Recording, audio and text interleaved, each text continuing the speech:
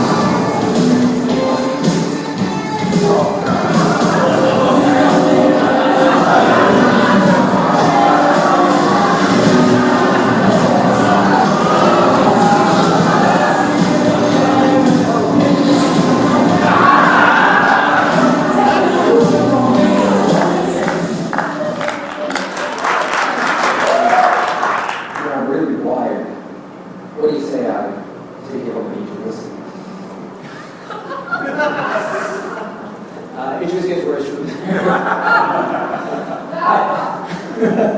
Hi, I'm Robert. We have been writing about bad movies for a really, really long time now. And first, I just want to go around the room and ask you guys what the worst movie you've ever seen is. Anyone have anything you want to volunteer?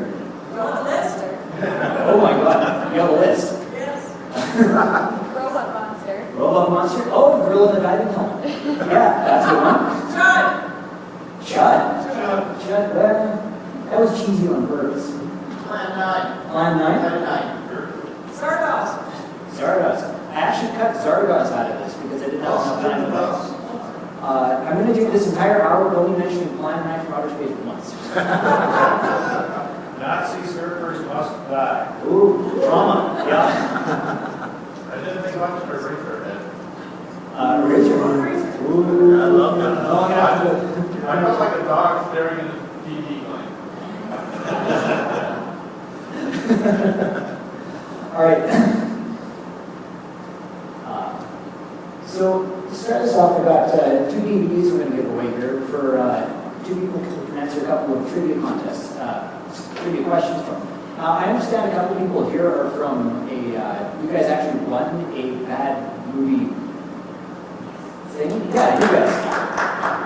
So I really hope you guys can get this.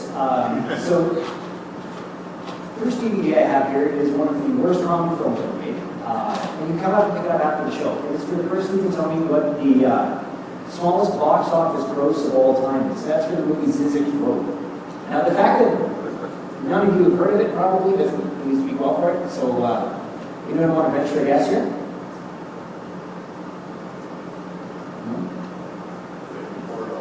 $54. You're actually really close. It's $30.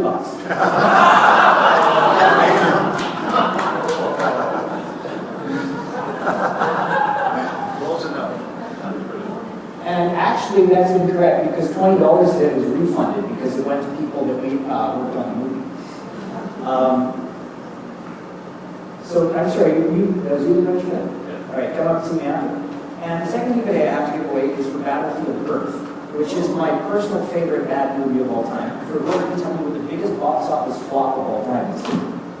Heaven's Gate. Nope. Not Heaven's Gate. Nope. Nope. You guys are way off. Add a couple $100 million to that. Cleopatra. Cleopatra? No. All right. The actual answer here is Mars Needs Moms. Did you? I don't think anybody actually saw this one. But let me just bring up your biggest box office flops of all time. Now, it had a $150 million budget, made less than 20 worldwide, which thanks to Hollywood Accounting actually puts it at a loss of pretty well the entire $150 million. Now, the way Hollywood Accounting works, every time you see a movie at the box office, only half of that money actually goes to the theater. So in reality, this is still nearly $250 million away from making a profit. So that's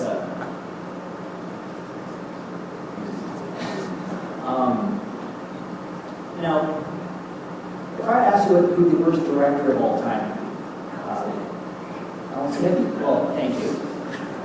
Probably should ask that before I brought up the slide. But most people say Ed. I'm going to go with Alan Smith. This guy started directing in 1969, and his final film was in 1997 here, which is pretty good because he didn't actually exist. Now, during those years, Alan Smithy was the name that directors would have their name replaced with in their credits for a film if they hated the finished product so much that they didn't want to be associated with it at all. So here's a couple of the winners that he directed. He did the direct-to-DVD sequel to Hellraiser, the direct-to-TV sequel to The Birds, and my personal favorite, the music video to Whitney Houston's I Will Always Love You. And the reason the film got retired is everyone here seen Showgirls? Okay, well the man who wrote that, Joe Esterhaus, he wrote a film called an Alan Smithy film, Burn Hollywood Burn. That was about a director named Alan Smithy who was trying to get his name taken off a movie, but he couldn't because his name was already Alan Smith.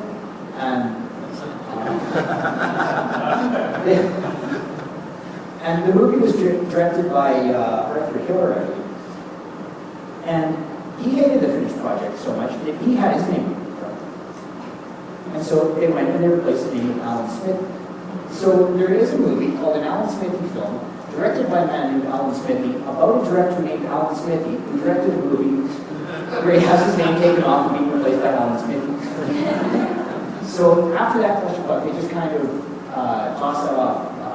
So they no longer really work with that. So if you ever go to the video store and see anything with a name directed by Alan Smithy, avoid it. Nothing good to be done.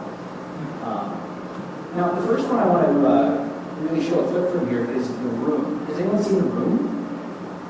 Okay, this is basically this generation's Rocky Horror Picture Show. This is the one where they'll play it at midnight and people will come and people will show up with boxes of plastic spoons and they'll whip spoons at the screen and yell out comments.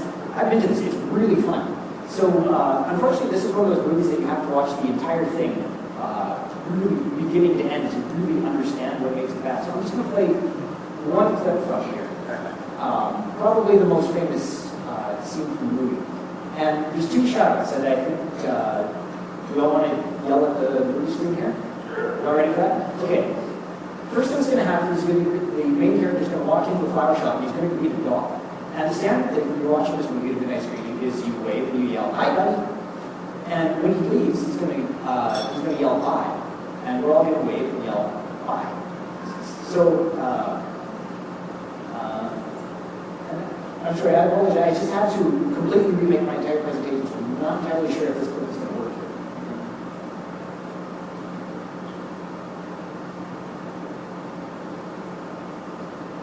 All right, it isn't, but if it will work, it would be awesome.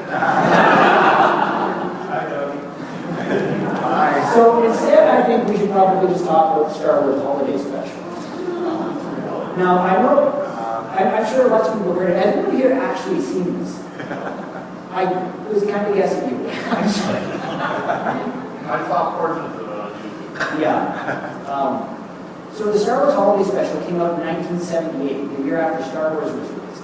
And it was done as a big variety show. And George Lucas had nothing to do with it. And most of the people involved with it are really strung out on drugs through the entire days of the movie. And you can tell. And the entire thing was done as kind of a television variety special, like the Brady Bunch Variety Hour. And for some reason, they thought that to get kids to watch this, instead of just using Star Wars, which you think we should get people to turn in, they had Art Carney and Jefferson Starship, which apparently all the kids were really into. So the plot of the holiday special, George Lucas completely disowns this. Now, when the man who wrote Attack of the Clones disowns this, that's just showing you the quality of this thing. The plot of this is that the entire cast of Star Wars is landing on Chewbacca's planet for the celebration of Life Day, which is basically the Star Wars version of Christmas.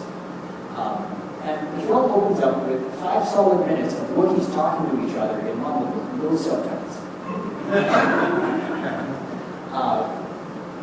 But the part I want to play is from right at the end. It's the very, as far as I know, the very last song of the movie, and probably the absolute best part of the movie too, because it's Carrie Fisher as Princess Leia singing what is in essence a Christmas carol to the tune of the Star Wars theme.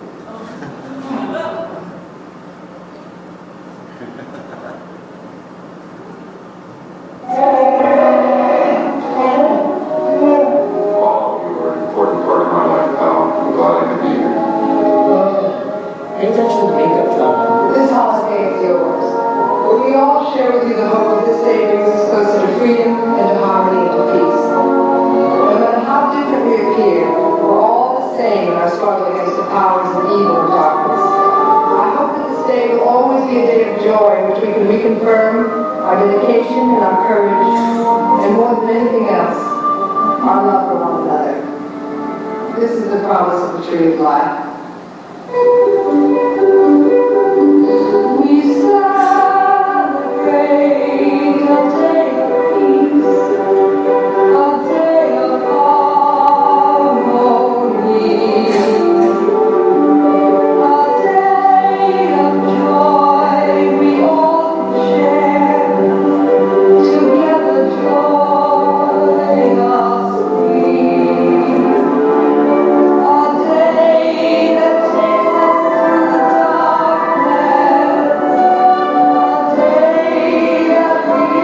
that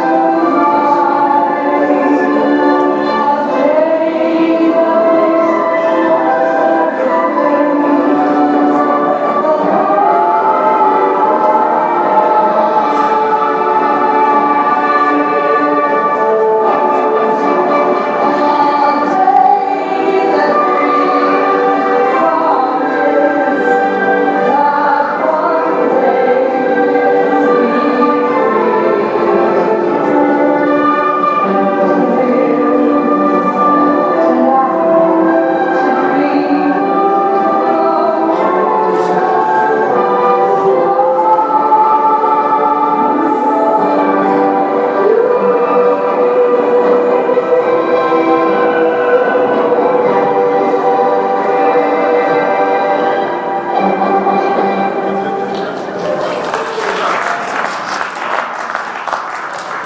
She misses every high note. I love it.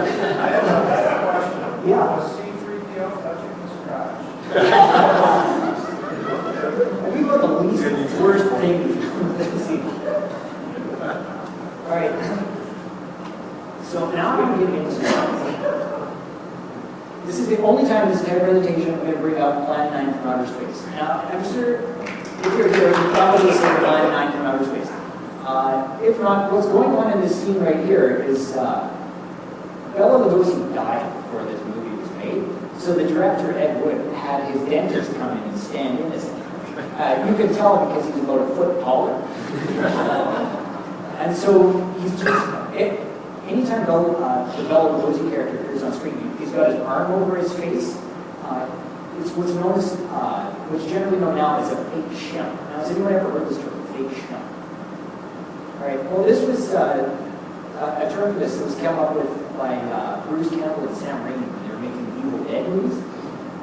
Whenever they would lose an actor, either because they didn't have any money or because they had to move on to another project, they would have stand-ins where they would just show them from the back or cover them with monster makeup or something. And the term that came up with this was fake shim. And the reason was because of 4 movies that the Three Stooges made back in the 1950s, where they were contractually obliged to make Three Stooges movies, despite the fact that one of the Stooges was dead. Now, if you look at the end there, that's supposed to be shim. Who for a while was the third Stooge, and then he wasn't the third Stooge, and then he wasn't the third Stooge again. That's a stand-in for him right there.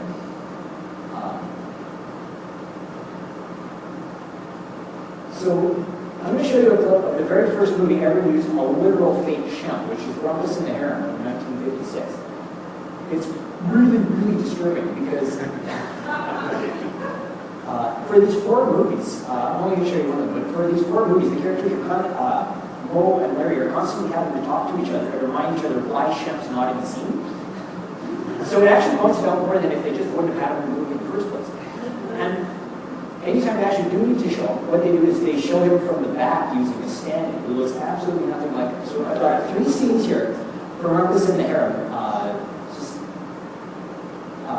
look for Shem's face. It never appears.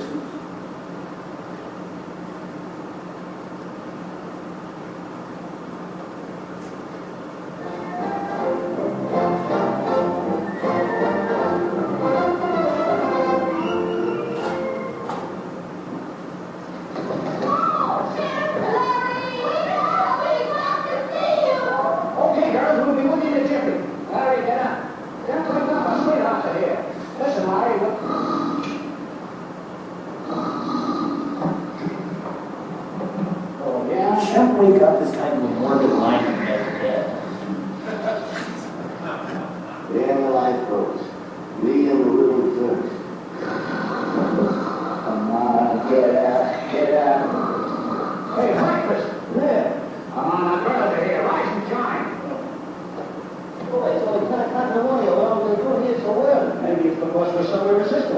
second. What are you? Oh. All right, I'm coming.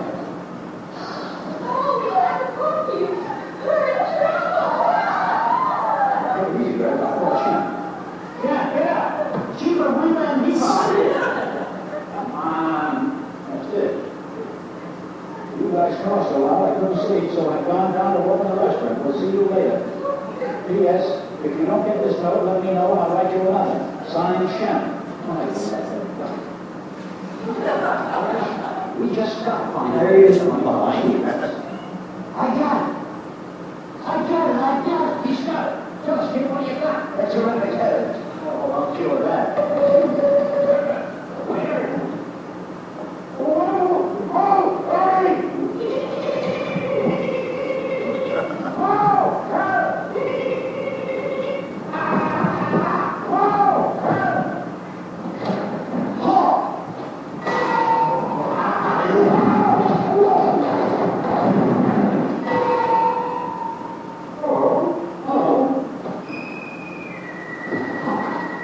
I'm just going to skip the rest because it doesn't get any better than that. You get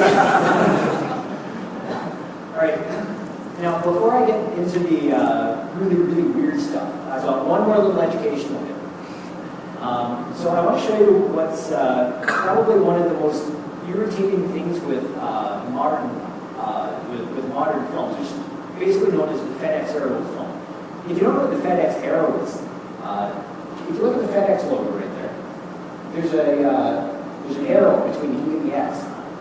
And now that I've pointed it out to you, every time you see that logo, you're going to notice that. And so anything that's known as a FedEx logo is like that. As soon as I point it out to you, you're never not going to be able to see it. So if you want to be able to watch anything in the theaters this summer, you need to plug your ears and close your eyes for the next 5 minutes.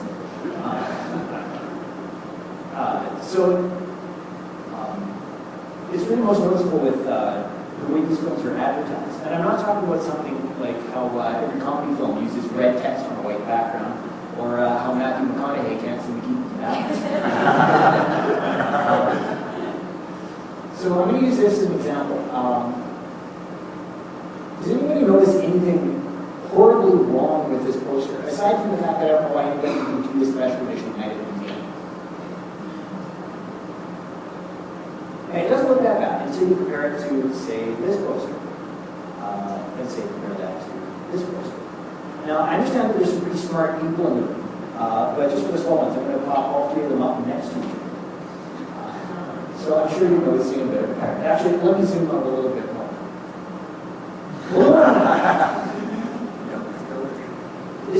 Blue and orange is the worst thing to happen to film in the last decade. Now, let me show you what's going on here. Now, if you hold your thumb up to this color wheel here,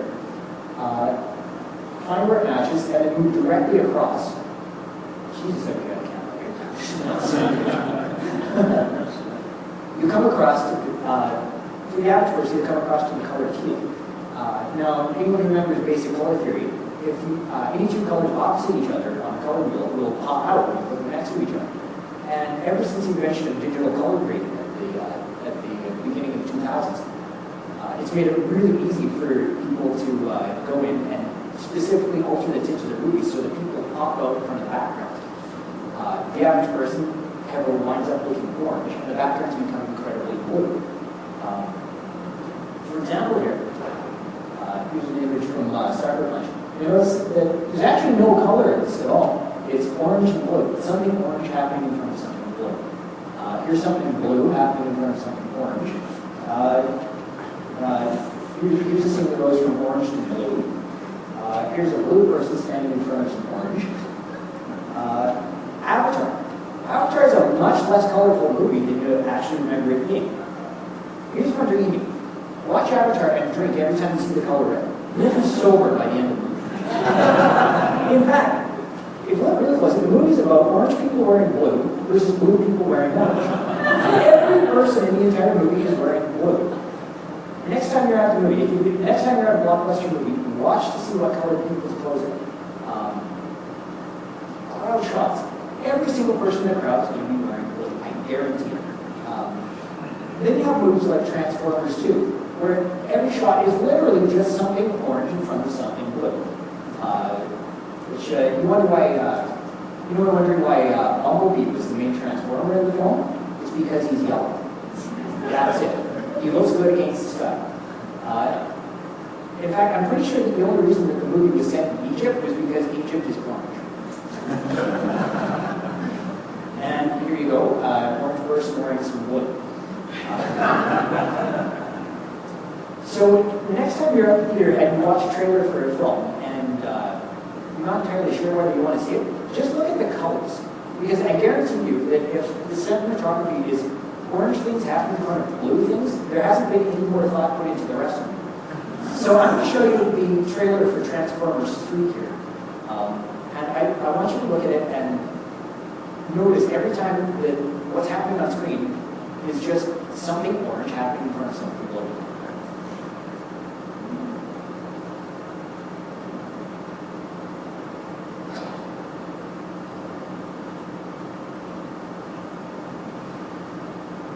All right, last number.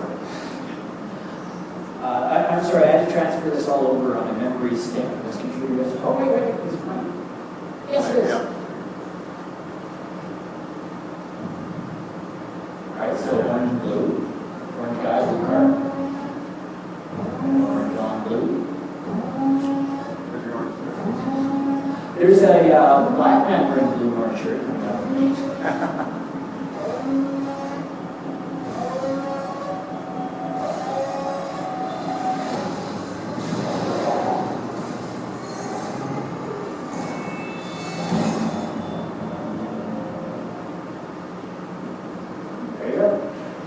You don't want to waste your money. So now the educational stuff's out of the way, now we're getting into the really weird stuff here. I want to start talking about Mockbusters. Now, anyone that's been to a video store in the last little while or used Netflix has probably seen these. Movies like The Terminators or Transformers. There's this company called The Asylum based out of the UK, and as soon as they get word that Hollywood was working on the next big blockbuster movie, they immediately go in, create their own version of it based on whatever little bit of information is known, and they have it on blockbuster shelves and available for rental on Netflix the week that film is available in theaters. And it's amazing how many people will walk into a blockbuster and pick that up because they think that it's the movie that's also playing in theaters. For example, Transmorphers came out the week that Transformers came out. Transmorphers 2, Fall of Men, came out the same week as Transformers 2, Revenge of the Fall. And if you didn't catch Thor in the theater, you actually could have caught Almighty Thor the week that it came out. I think at one point he has a machine gun and he fires it at a dinosaur. I have seen The Adventures, it's just Sherlock Holmes. It's available on Netflix right now. If you want to get an idea for what these guys do, I highly recommend watching that because it's got something where Sherlock Holmes is in a hot air balloon chasing after a robot Reagan. And he does also fight a Tyrannosaurus, so that's not mine. But because this stuff's really easy to find, I'm not really going to show you the clips from it. Instead, I'm going to move on to, the films of Italy and Turkey from the 1970s and 1980s.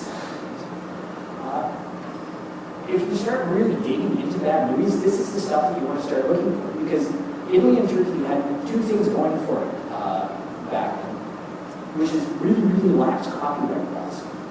Basically, any movie that came out in Hollywood that you wanted to cash in on, you could just make your own sequel to it. You didn't have to have any kind of authority or rights to it. For example, the movie Dawn of the Dead, when it was brought over to Italy as the film Zombie. And they made a sequel to that called Zombie 2, which then they then brought over to America as Zombie. Then they brought Zombie 2 over to America as Zombie 2. Then they had then they made Zombie 3, 4, and 5 in the 80s. And because anybody could just go in and make their own sequel to it, as far as I know, this is the only time this has ever happened in history. Zombie 4 came out after Zombie 5. So, I'm going to, here's a couple of Italian mockbusters here. We have Terminator 2, which came out the year before the actual Terminator 2, and La Casa 4, aka Witchcraft 4, aka The Evil Dead 4, Return of the Exorcist, starring David Hasselhoff. So, I'm going to show you a clip from Terminator 2 here. It has absolutely nothing to do with Terminator 2. Nothing to do with Terminator. In fact, it's a shot remake of a different James Cameron. I'm not going to spoil it and let you guys figure it out.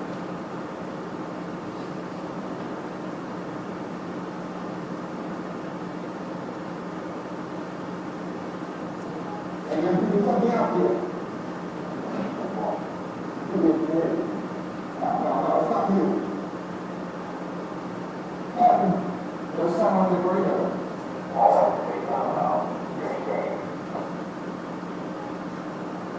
Captain, he's right, there's something here.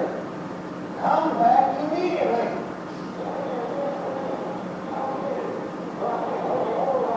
I repeat, come back immediately.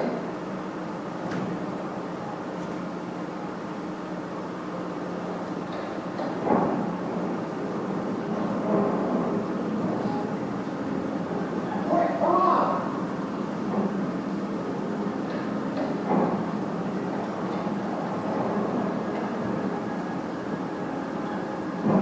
What are you doing here now? 20 yards. They found their way to the shelter. Impossible. You see all the evidence. 18 yards. 17 yards.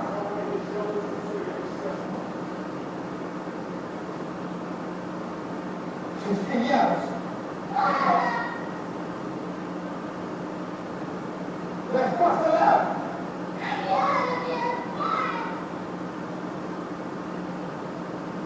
14 yards. Everybody back.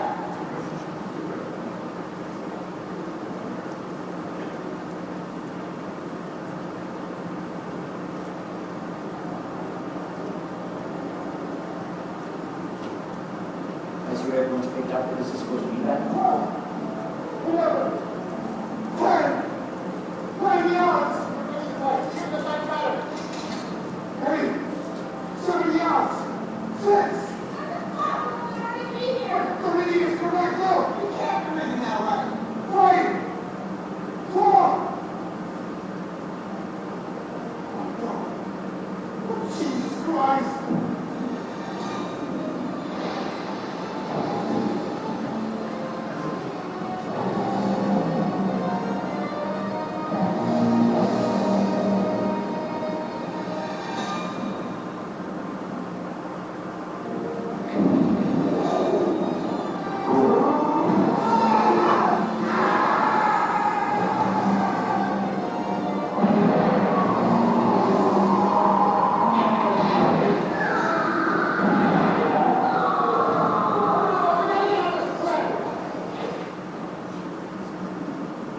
So yeah, the Italian version of Aliens is called Terminator 2. But if you really want to get into the fun stuff, you got to go over to Turkey. So here we have Satan, which is also known as Turkish exorcism. And the movie on the far side there is The Man Who Saved the World, which is also known as Turkish Star Wars. Now, has anyone seen this one? This one's special. This one's one of my favorites. Okay. It's a remake of Star Wars, obviously, except most of the special effects scene are just ripped off wholesale from Battlestar Galactica, except for the music, which is ripped off from Indiana Jones. And it's amazing. The whole, it's almost like a parody of Turkish movies. It's weird. I'm going to show you two scenes from here, two consecutive scenes. The first one is the one where Darth Vader uses the Force to turn a woman into a spider. And the second one is the trampoline fight. And during the trampoline fight, I want you to pay close attention to the music going on in the background.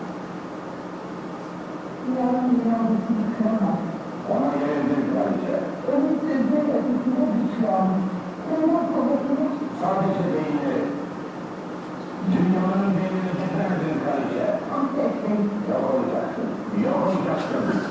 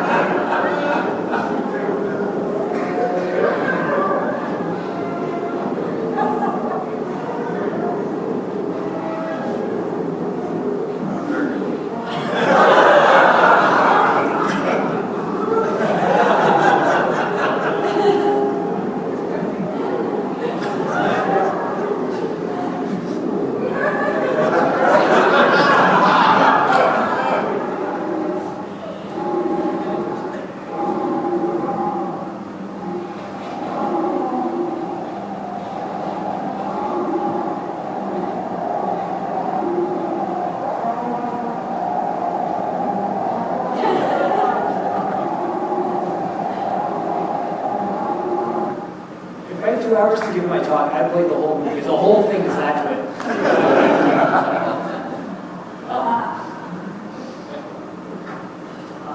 I'm still going to talk about some foreign films here.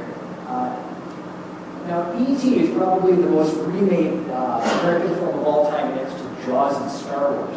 I've got 3 of them right here. I'm going to bring them up. So here's 4 different versions of E.T. from around the world. Now, the top 2 are from Turkey. So we have Turkey E.T. 1 and Turkey E.T. 2. At the bottom, we've got Nuki, which I'm going to show you a clip from in a minute, which is from Africa.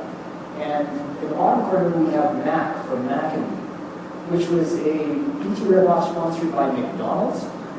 The character is actually named after the Big Mac hamburger, and he goes around drinking Coke. And the film, at one point, has a gigantic dance sequence set inside of a McDonald's. But instead, I'm going to show you a clip from Nuki. So this is the African version of E.T. And this one's a chore to get through. If you can watch the entire movie in one sitting, it's a badge of honor for the bad movie community. I'm going to show you 2 minutes of the film, just 2 minutes. And I swear to God, it'll be the longest 2 minutes of your life. Now, I got to set this up. Now, the thing that I love about the E.T. knockoffs is that when filmmakers were looking at this, they saw E.T. was hideously ugly, but people still loved him. And for some reason, a lot of them seem to jump to the conclusion that people loved E.T. because he was hideously ugly. So they went out of their way to make him look like that. And Nuki's special because he spends the entire movie with snot dripping out of his nose, and he's also got a brother, Nico, who spends the entire movie strapped to a hospital bed with boobs in him, and it's hideously disgusting. And another reason I want to play it is because it's a little bit anti-American. The one alien that gets kidnapped and placed in America is constantly telepathically communicating with his brother that he's a prisoner of America while the other ones wander around Africa free. So there's a lot wrong with the movie, but I just want to set that up because I'm going to show you the 2 longest minutes of your life. Oh.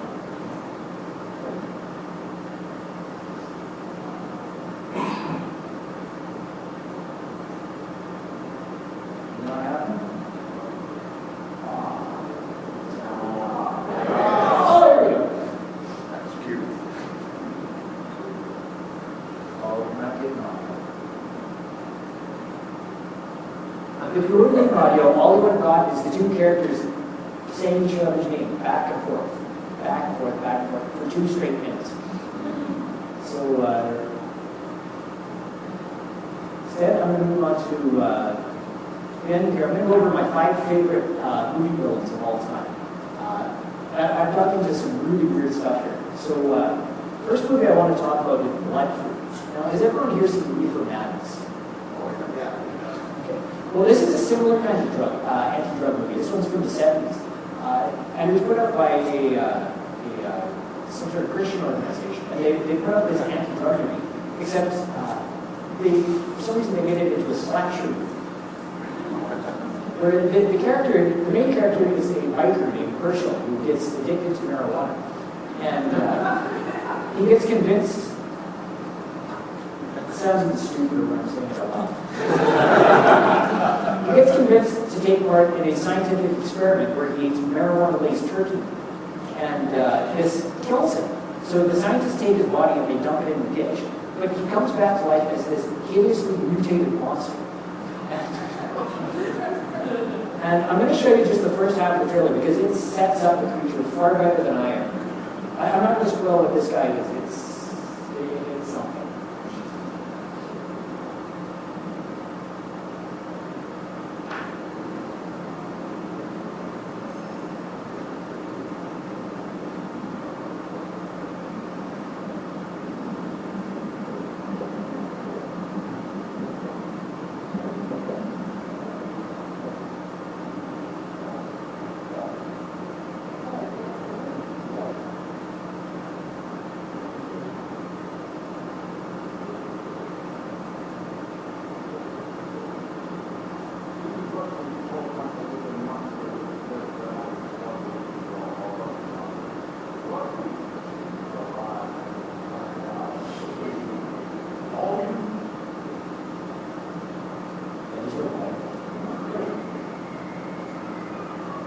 don't know the audio. So you remember.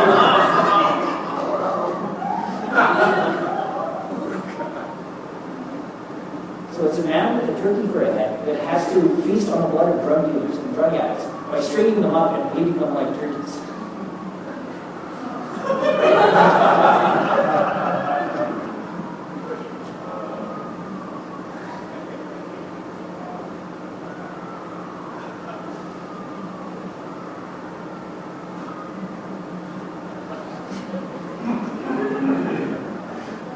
And what's interesting is how he gets cured of his chicken head at the end. He prays to Jesus, and Jesus fixes it.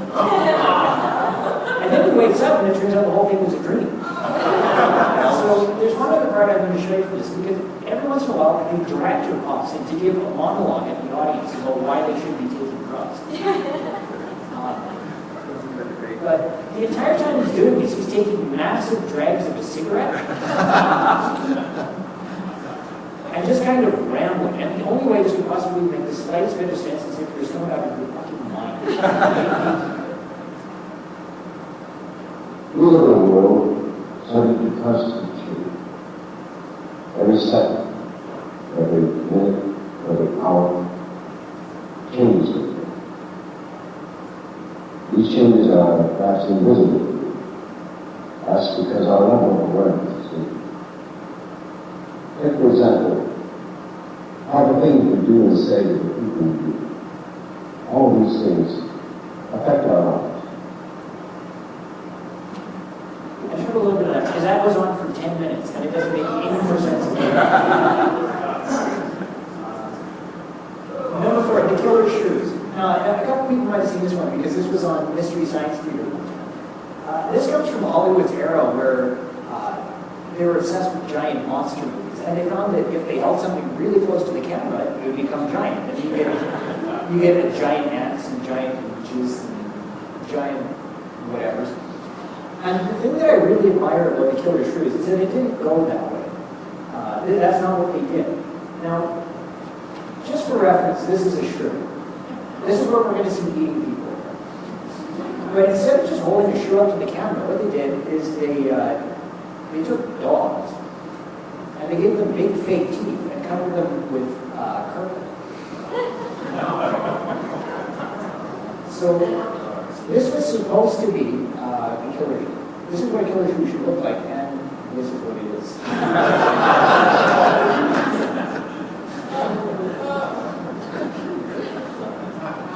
And it's great because the dogs can't see out of that. They're running around, they're bumping into things. The dogs have no idea what the hell they're doing. It's amazing. So I'm going to show you the scene from at the end where the killer shrews finally get in and start digging their way in through the walls.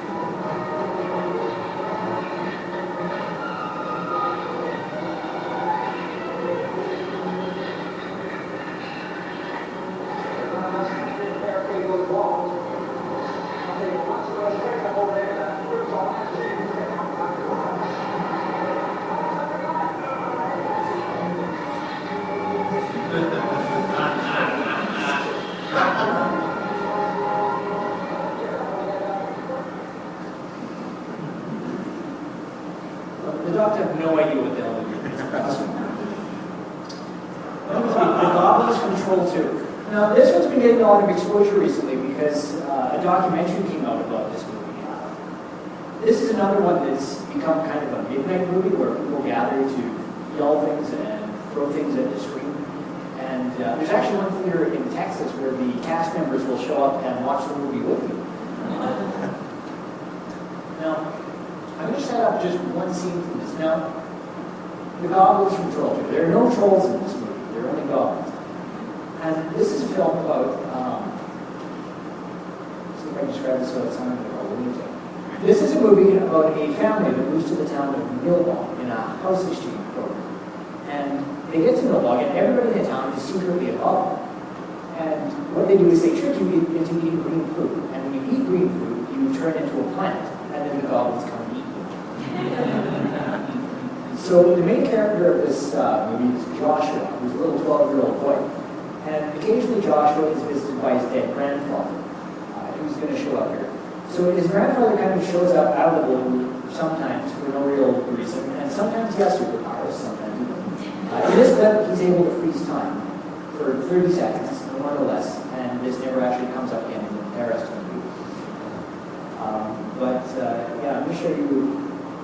So this is how Joshua prevents his family from becoming a goblin child.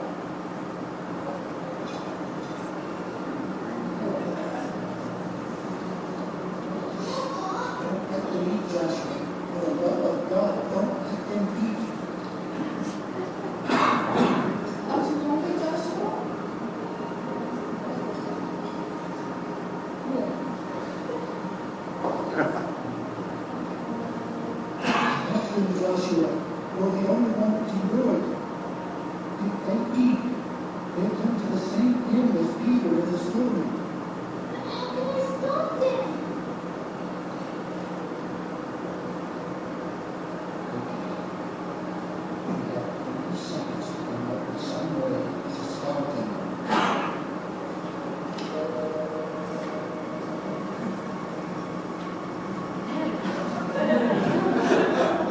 I love his facial expressions. They totally make me cry.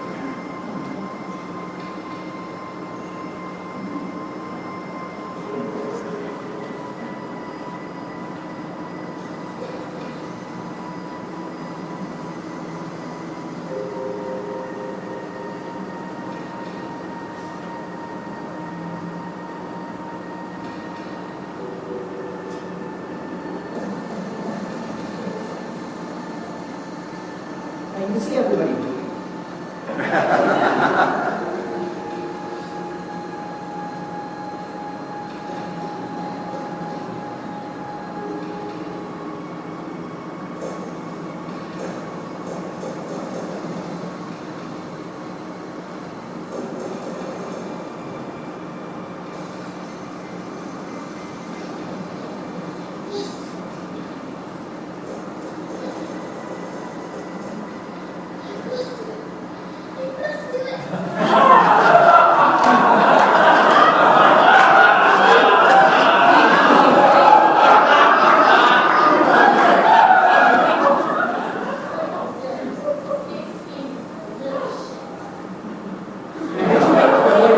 This is what happens when you eat good green food.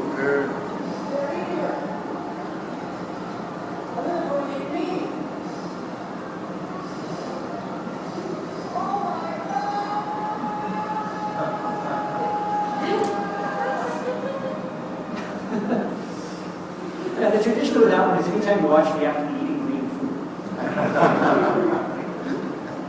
All right.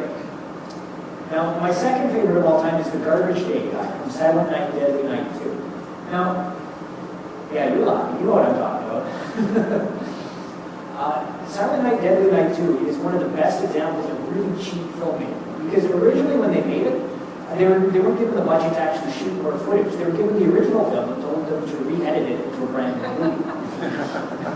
So the director managed to petition to get a little bit more money to shoot a couple extra scenes for it. And none of them are really all that interesting, except for one, which has kind of become a bit of a catchphrase among the bad movie and internet community, just because of its delivery. And This is probably my favorite death scene in the movie, period, just for the delivery of this line.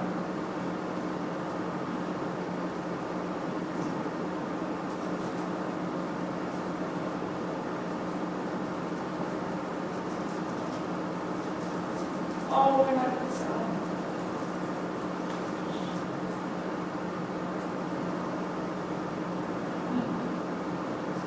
Well, the sound that would be hilarious.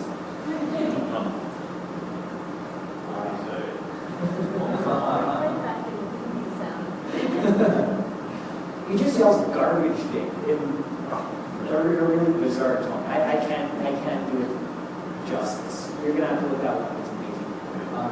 So the one I'm gonna end on here is I'm gonna show you a couple scenes from the film Birdemic. Now this one started becoming famous in 2008 when the director submitted this film to the Cannes Film Festival. And it was rejected for reasons that are going to become incredibly clear. But his solution was that if you couldn't get this film into the Cannes Film Festival, at least you could advertise it. So what he did was he took his van and he covered the entire thing in fake birds. And up one side of his van, he wrote the title of the movie, and he spelled it wrong. And then on the other side, he wrote, "Why did the eagles and vultures attacked?" He got his word wrong. So this is a rip-off of the birds. This picture that I'm showing you right here, this isn't something that I made up. This is an actual promotional still from the movie's official website. And this film is gonna. There's one interactive part. So I'm going to show you a bit of what's called what's known as the clappies. So there's going to be a border, and people are going to start clapping. And it's going to go on for a really long time. So if you want to, clap along.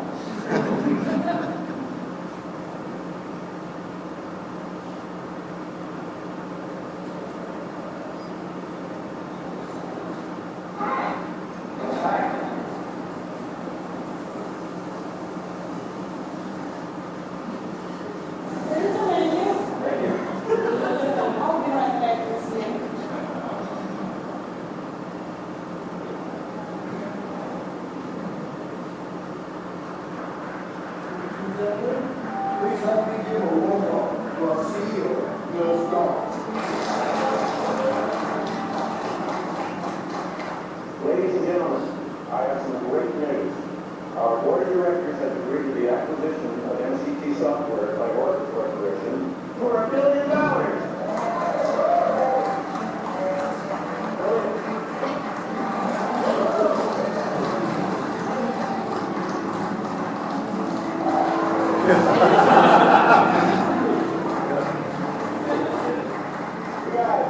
You guys work hard. You've all earned your stock out. Congratulations.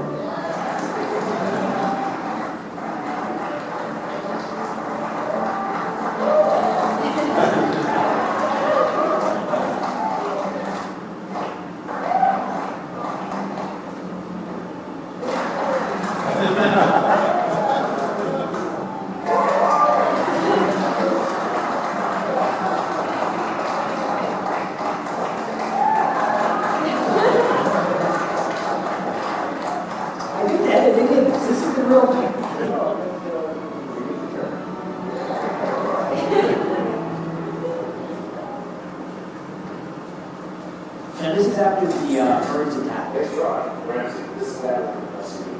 Girlfriend Becky. You guys okay? Yes. Man, those birds were attacking all night. I think just suddenly stopped. We tried to drive away, but we can't find our car keys. I lost it somewhere. Yeah, they were attacking us too. We had been outside the house with the door open up. We need something to protect ourselves.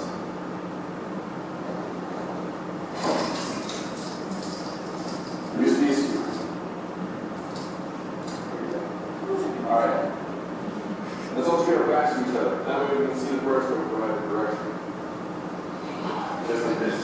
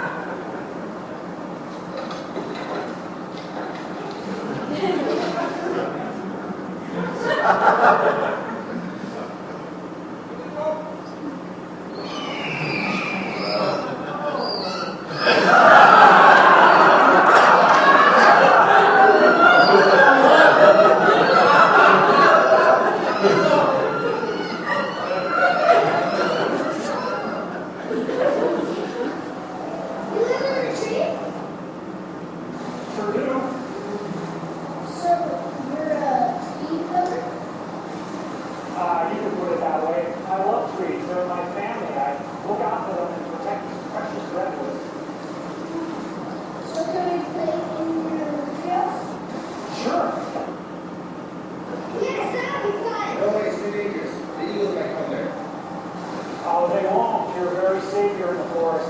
Haven't you noticed those eagles seem to be going after people in their cars at gas stations?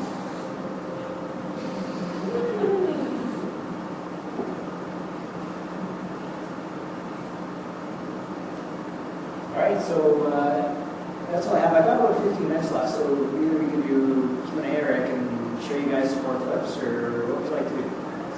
5 minutes? 5 minutes? Oh, okay. I guess that's it then. Do you want to have any questions? Was there, like that last guy looked like Ted Dawson or somebody? Yeah. Are there people that you showed in those clips went on to do better things? Not one. No. Catherine Heigl, she was one. Pardon me? Oh, yeah, Catherine Heigl and Tom Sizemore from that one. Yeah. Nothing from anything that I actually showed footage from. How did you recover from that?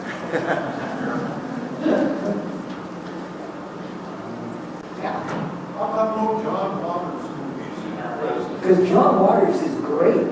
I mean, they're ridiculous, but he's going for ridiculous. So I prefer things where someone's trying to do something serious and just fails horribly. Like the last one that I showed you was sometimes when actors realize that they're making a terrible movie, they'll realize that and they'll have fun with it. But the great thing about Pandemic is that they're miserable and depressed with the entire thing, and it shows.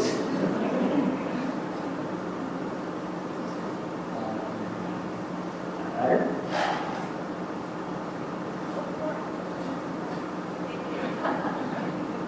That's it.